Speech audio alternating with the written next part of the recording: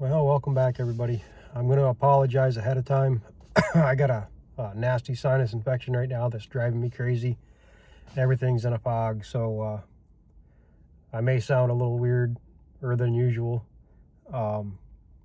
And the wind is still cranking like it was yesterday when I was out checking. But we're going to go out here. We're at the first property and see if we got anything. All right, I'm going to apologize to you guys again. I feel like crap. All the places that I'm trapping right now are near main roadways, which is why I'm trapping here. Trying to get beaver leave the roadways and the railroads alone and the bridges and things. At this first property, the wind's probably really loud, but had a castor mound right here with a 330 halfway submerged. If you look right there, we got a flat tail there. Looks like an adult or a 2-year-old. I can't tell from here. And we'll pull him up in a second. Take a look, see how it looks.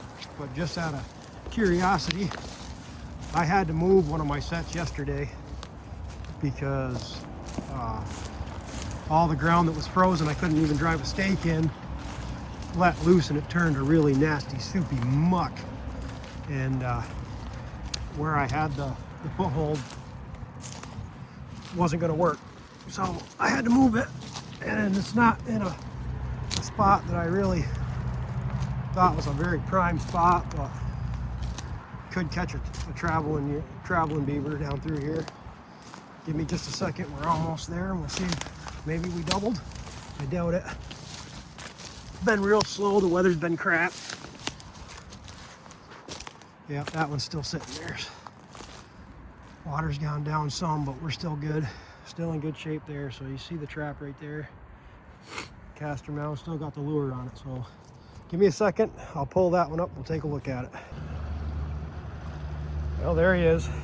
It is another 2-year-old by the looks of it. Got him by the shoulders, right behind the head, but farther back to where he's got both paws in the trap with his head.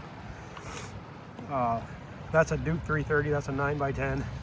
It's an older one and it's still doing the job. I want to get some of them super mags, but man, these old traps, they still do the job if you set them right. But anyway, that's the second beaver in 2 days, and I'm happy with it. Hopefully we'll pick up a few more when the weather starts breaking a little better here. And this is only the first stop. I got more traps we need to check, but again, I'm not super hopeful.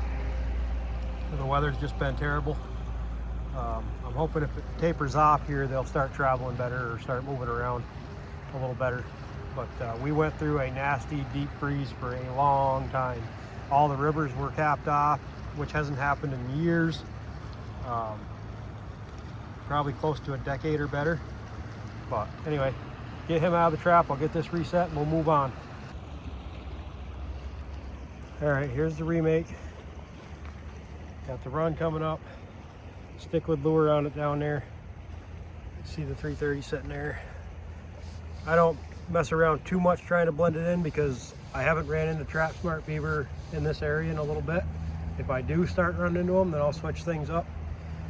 A couple bait sticks up there to entice them in case they're lure shy. Some beaver can get there.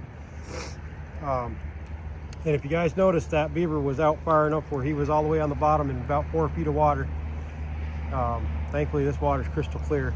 You can see everything. I mean, it's a little murky from the rain and whatever, but for the most part it's clear. You always make sure it's anchored good and solid so they can't run off, because bigger beaver will take your trap for a ride.